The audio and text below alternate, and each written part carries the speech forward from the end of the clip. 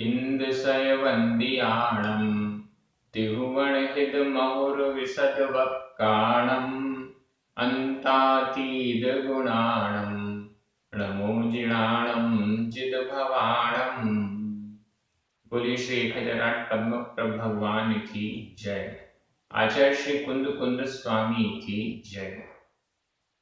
हम सभी बड़े पुण्यशाली हैं जो हमें आचार्य कुंद कुंद स्वामी का महान ग्रंथ पंचास्तिकाय पढ़ने के लिए मिल रहा है। हम सभी एक एक शब्द के साथ इन गाथाओं का अध्ययन कर रहे हैं। आचार्य कुंद कुंद स्वामी के भावों को समझने का प्रयास कर रहे हैं। आप सभी बड़े भक्तिभाव पूर्वक, बहुमान पूर्वक, विनय के साथ स्वाध्याय कर रहे हैं। आज हम दो गाथाओं का अध्ययन करेंगे, क्रमशः गाथा क्रमांक 65 और 66। ये दोनों गाथाएं बहुत सरल हैं। कर्म का भोक्ता जीव कैसे है, कैसे जीव कर्मों को बांधता है, या क्या प्रोसेस होती है इस क्षेत्र में, इन दोनों गाथाओं के माध्यम से कुछ कुछ हमें समझने को मिलेगा। चलिए प्रारंभ करते हैं। गाथा क्रमांक 65, उच्चारण। अत्ता अत्ता कुणदि कुणदि, सहावम सहावम, तत्थ तत्थ अधताथ, तत्थ गदा गदा, उग्गला उग्गला, सहावेहिम सहावेहिम, गच्छन्ति गच्छन्ति, कम्म भावम कम्म भावम, अन्नुन्नागाहमवगाढ़ा अन्नुन्ना अन्नोन्ना, आधना उरणा बड़े आ की मात्रा, अन्नोन्ना गाह अन्नोन्ना गाह, मवगाढ़ा, ये पूरा एक शब्द है, अन्नोन्ना गाह मवगाढ़ा। अत्ता कुणदि सहावम अत्ता कुणदि सहावम, तत्थ गदा उग्गला सहावेहिम, तत्थ गदा उग्गला सहावेहिम, गच्छन्ति कम्म भावम गच्छन्ति कम्म भावम, अन्नोन्नागाहमवगाढ़ा अन्नोन्नागाहमवगाढ़ा। गाथा बहुत अच्छी है और बहुत अच्छा भाव यहाँ पर सामने आ रहा है। कल बताया गया, प्रश्न पूछा गया कि जीव कर्म को कैसे बांधता है, और दूसरा प्रश्न रखा गया, कर्म जीव को फल कैसे देता है। इन दोनों में क्या रिलेशन बन जाती है और क्यों बन जाती है, ये प्रश्न पूछा गया। यहाँ पर बताया कि पुद्गल जो है वो सर्वलोक में व्याप्त है, सूक्ष्म बादल के रूप में, अनंतानंत संख्या में और अनेक अनेक प्रकार वाला पुद्गल पूरे लोक में गाढ़ और अवगाढ़ रूप से खचाखच भरा हुआ है। अब यह खचाखच भरा हुआ पुद्गल क्या करता है, क्या होता है, इन गाथाओं में देख रहे हैं हम। अत्ता कुणदि सहावम, अत्ता अत्ता आत्मा, आत्मा कुणदि करता है, अत्ता कुणदि आत्मा करता है, क्या करता है, सहावम स्वभाव, स्वभाव को करता है। आत्मा अपने स्वभाव को करता है। आत्मा राग द्वेष रूप अपने अशुद्ध भाव को करता है। यहाँ स्वभाव से तात्पर्य राग द्वेष भाव को लिया जा रहा है। वैसे तो राग द्वेष भाव को स्वभाव नहीं कहते हैं, विभाव कहते हैं। आपका प्रश्न हो सकता है यहाँ पर, राग द्वेष आदि मोह परिणाम इन सबको तो स्वभाव नहीं कहते, ये तो विभाव हैं।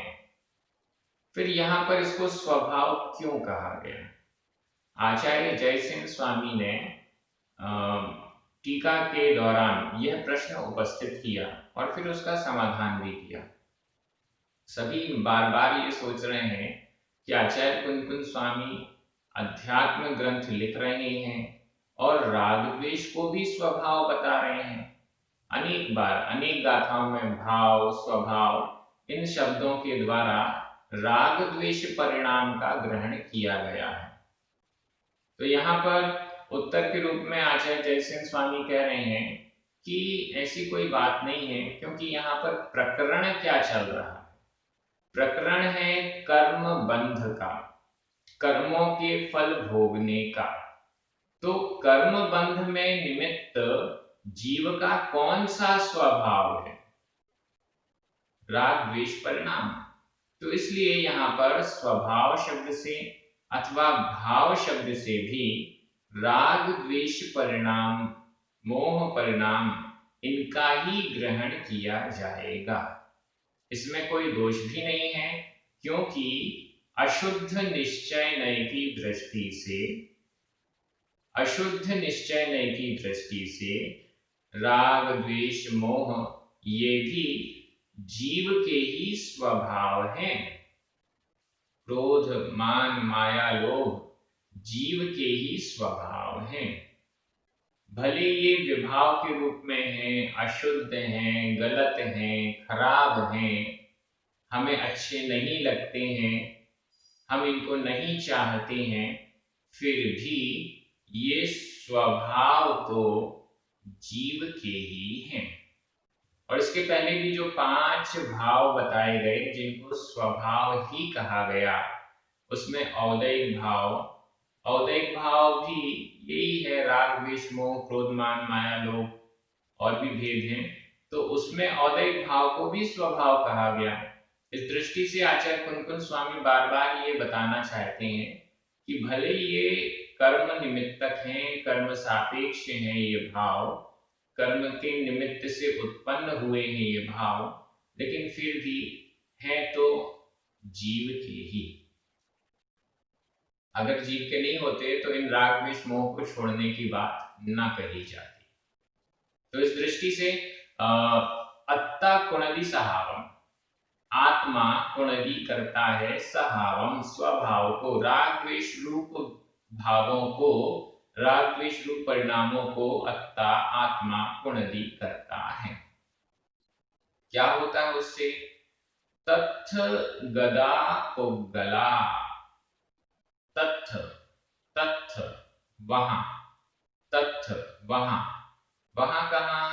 जहां पर आत्मा है, जहां पर यह आत्मा है, जहां पर शरीर से सहित यह आत्मा है, जहां पर यह संसारी आत्मा, संसारी जीव है, तत्थ वहां गदा गए हुए, वहां पर गए हुए, गदा यानी गए हुए, वहां पर गए हुए, पुद्गला पुद्गल, उस स्थान पर गए हुए पुद्गल, जहां पर ये मेरी आत्मा है, शरीर सहित ये मेरी आत्मा है, उस स्थान पर गए हुए पुद्गला पुद्गल।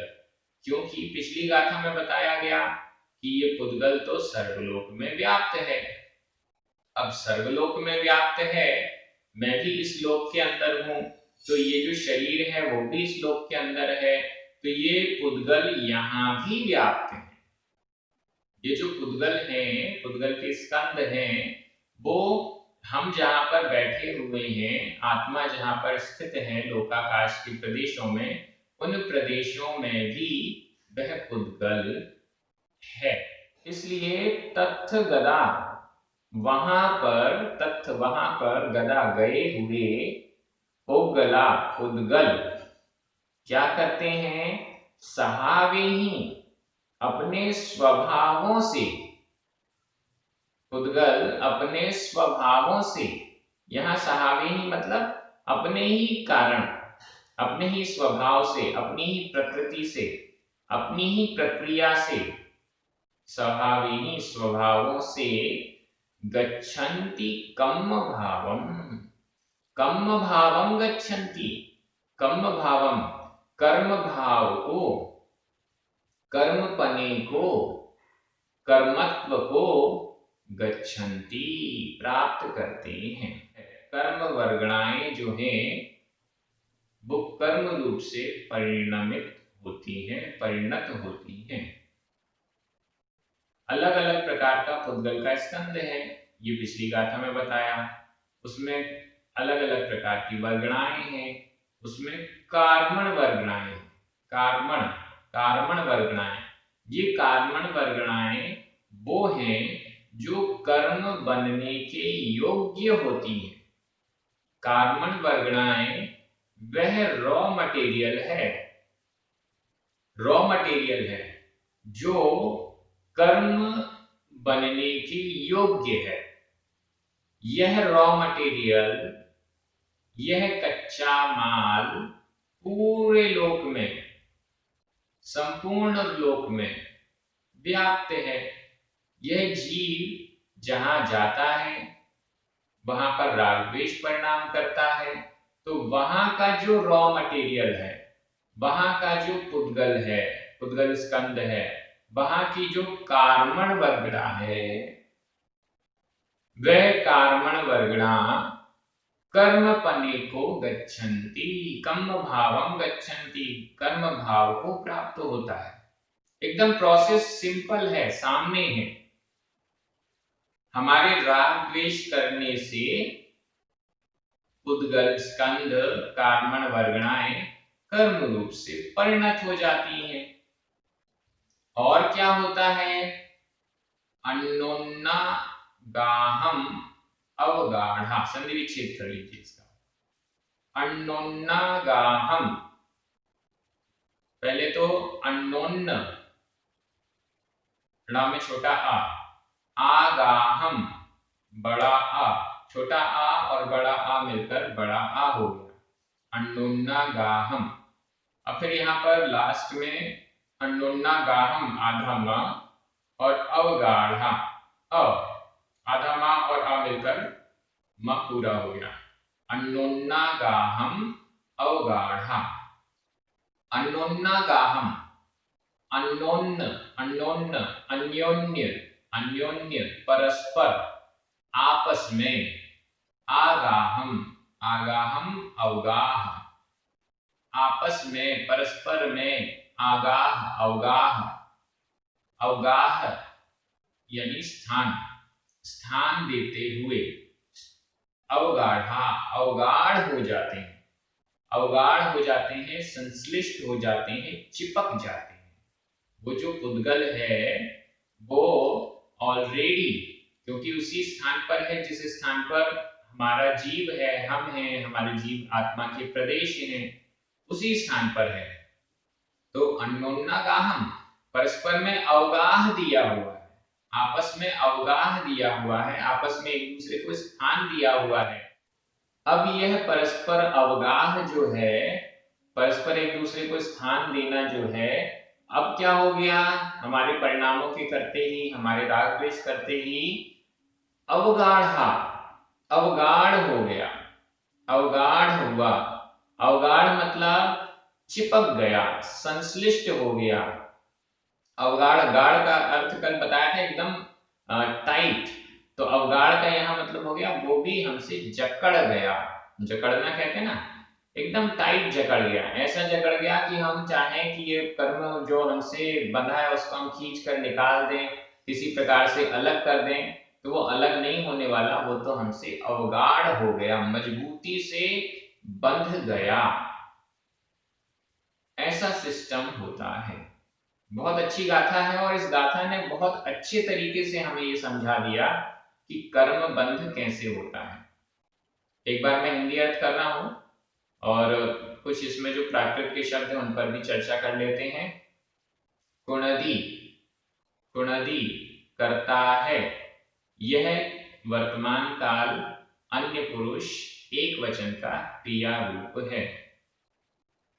गच्छन्ति प्राप्त होते हैं, यह वर्तमान काल अन्य पुरुष बहुवचन का क्रिया रूप है। अत्ता प्रथमा विभक्ति का एक वचन, सहावम द्वितीया विभक्ति का एक वचन, गदा और लास्ट में है अवगाढ़ा, ये दोनों ही भूतकालिक कृदंत के अनियमित प्रयोग हैं। व्याकरण के सारे पाठ बन चुके हैं और प्राकृत प्रशिक्षण इसी YouTube चैनल पर आपको वो अवेलेबल भी हैं। आप में से प्रत्येक को प्राकृत व्याकरण के उन पाठों को देखना चाहिए, समझना चाहिए, प्राकृत सर्टिफिकेट कोर्स को भी करना चाहिए। तो पोगला ये प्रथमा विभक्ति का बहुवचन है। सहावेहिम तृतीया विभक्ति का बहुवचन है और कम्म भावम द्वितीय विभक्ति का एक वचन है। अन्नोन्नागाहम यह भी द्वितीय विभक्ति का एक वचन है। अवगाढ़ा और गदा ये पोगला के ही विशेषण हैं, प्रथमा विभक्ति के बहुवचन हैं। जो भूतकालिक कृदंत होते हैं वो विशेषण भी होते हैं, इसलिए उनकी विभक्ति विशेष्य के अनुसार ही होती है। शब्दों की सारी चर्चा हो गई। एक बार मैं हिंदी अर्थ कर रहा हूं, आपकी नजर तुरंत प्राकृत शब्द पर जाएगी। आत्मा राग द्वेष रूप स्वभाव को करता है। वहां पर स्थित, वहां पर गए हुए या स्थित पुद्गल अपने भावों के कारण, अपने स्वभावों के कारण अन्योन्य परस्पर अवगाह और कर्म भाव को अवगाढ़ रूप से, संश्लिष्ट रूप से प्राप्त करते हैं। गच्छन्ति प्राप्त करते हैं। आपको ये पूरी गाथा अच्छे से समझ में आ गई होगी। अगली गाथा पर चलते हैं, गाथा क्रमांक 66। अब यहाँ पर उदाहरण दिया जा रहा है। प्रश्न ये हुआ कि ये पुद्गल अपने आप कैसे कर्म रूप से परिणमन कर जाते हैं, ऐसा कैसे हो जाता है पुद्गल का, तो यहाँ पर उदाहरण दिया जा रहा है।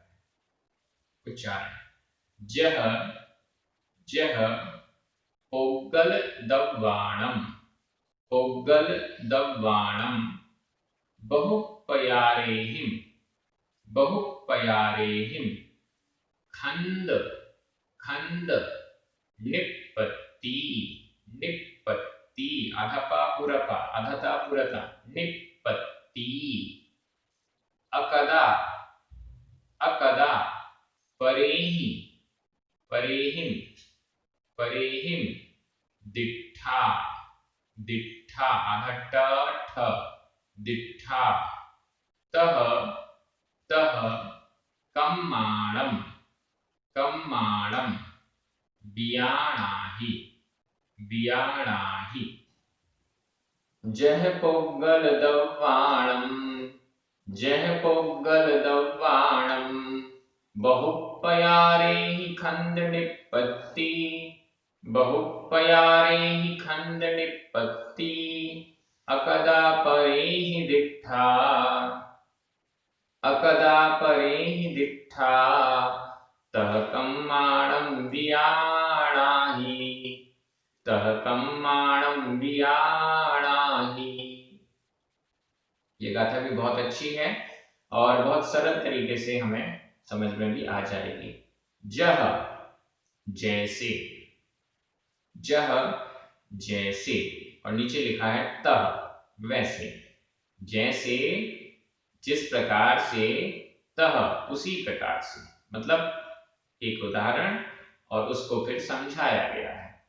जह जैसे पोगल दव्वाणम, पोगल पुद्गल दव्वाणम द्रव्यों के, जह जैसे पुद्गल द्रव्यों के बहुपयारे ही, बहुपयारे ही, बहु बहुत, अनेक, पयारे ही प्रकारों के द्वारा, बहुपयारे ही अनेक प्रकारों से, खंड निपत्ति, खंड स्कंध, निपत्ति निष्पत्ति, जह जैसे पुद्गल दब्बाणम पुद्गल द्रव्यों की, बहुपयारे ही बहुत प्रकार से, अनेक प्रकार से, अलग अलग प्रकार के, छोटे बड़े, अलग अलग आकार, प्रकार, रूप, रंग, रस, वर्ण इत्यादि, बहुत प्रकार के, खंड निपत्ति,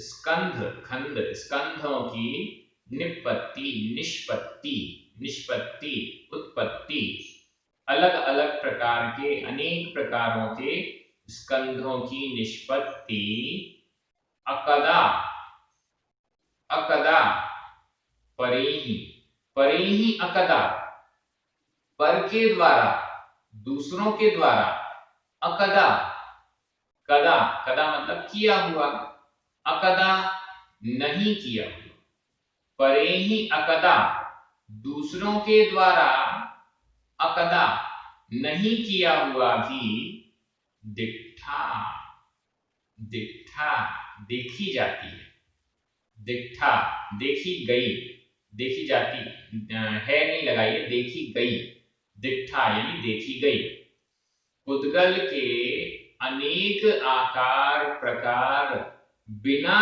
दूसरे के किए हुए भी, दूसरे किसी ने नहीं बनाया, हम मूर्ति बनाते हैं, वो तो हम बनाते हैं, हम घर बनाते हैं, दरवाजा बनाते हैं, पुस्तक बनाते हैं, बहुत सारी चीजें बनाते हैं, लेकिन ऐसी बहुत सारी पुद्गल के स्कंद हैं जो हम नहीं बनाते, पर नहीं बनाता है, दूसरा व्यक्ति नहीं बनाता है, फिर भी बनते हुए दिखते हैं, ऐसे पुद्गल हैं। पहाड़ों को किसने बनाया? किसी ने नहीं बनाया। बादलों को किसने बनाया? बादल, अलग अलग आकार प्रकार के बादल किसने बनाया? अपने आप। कोई दूसरा बादलों को नहीं बनाता है, अपने आप ऑटोमेटिक बनते हैं। इंद्रधनुष को कौन बनाता है? क्या किसी दूसरे व्यक्ति ने बनाया? नहीं, ऑटोमेटिक।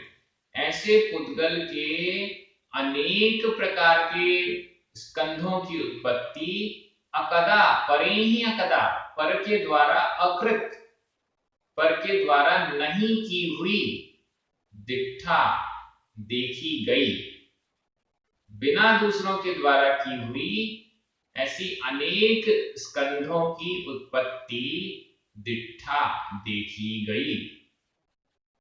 जह जिस प्रकार पुद्गल द्रव्य के अनेक प्रकार के स्कंधों की उत्पत्ति बिना दूसरे के की हुई भी दिट्ठा देखी गई, तह उसी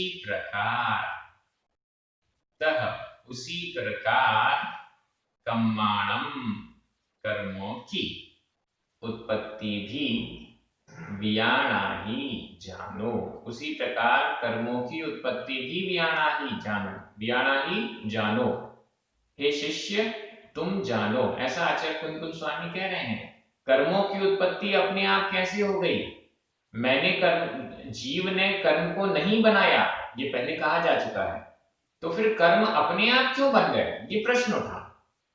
जीव ने कर्म को नहीं बनाया, जीव ने द्रव्य कर्म को नहीं बनाया, जीव द्रव्य कर्म का उपादान कारण नहीं है, उसने कर्म को डेवलप नहीं किया, कर्म को नहीं बनाया। अब ये कर्म बन कैसे गया?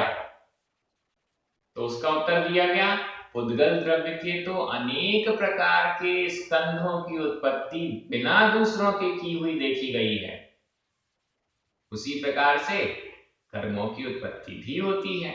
उसी प्रकार से पुद्गल ऑटोमेटिक प्रोसेस में कर्म कर्मण वर्गणा बन जाता है और फिर कर्म रूप बन जाता है।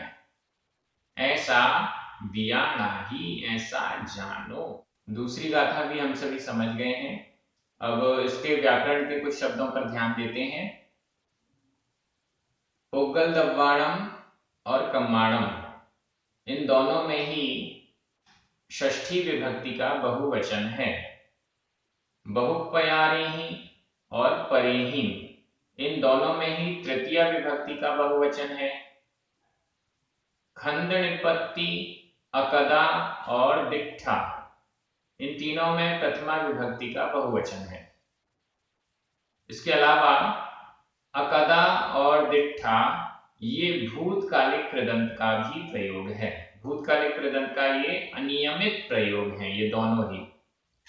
वियाणाहि, यह विधि एवं आज्ञा काल का मध्यम पुरुष एक वचन का क्रिया रूप है। वियाणाहि, जानो, तुम जानो। तो इस दृष्टि से गाथा आपको बहुत अच्छे से समझ में आ गई। मुझे बड़ी खुशी हो रही है, बड़ा आनंद हो रहा है। आपको भी गाथा समझ में आई तो बड़ा आनंद हुआ होगा। हम सभी बहुत अच्छे से आचार्य कुंकुम स्वामी के इस ग्रंथ का अध्ययन कर रहे हैं। सभी आनंदित हैं, आह्लादित हैं और प्रसन्न मुद्रा में हैं। आप सभी के जो कमेंट्स आते हैं, जिज्ञासाएं आती हैं, वो भी बहुत अच्छी हैं। जिन भी पुण्यार्जकों के निमित्त से ये कार्य परमानेंट हो रहा है, यूट्यूब पर आ रहा है, उनको बहुत बहुत धन्यवाद। आप सभी को धन्यवाद। जय जिनेंद्र, जिनवाणी माता की जय।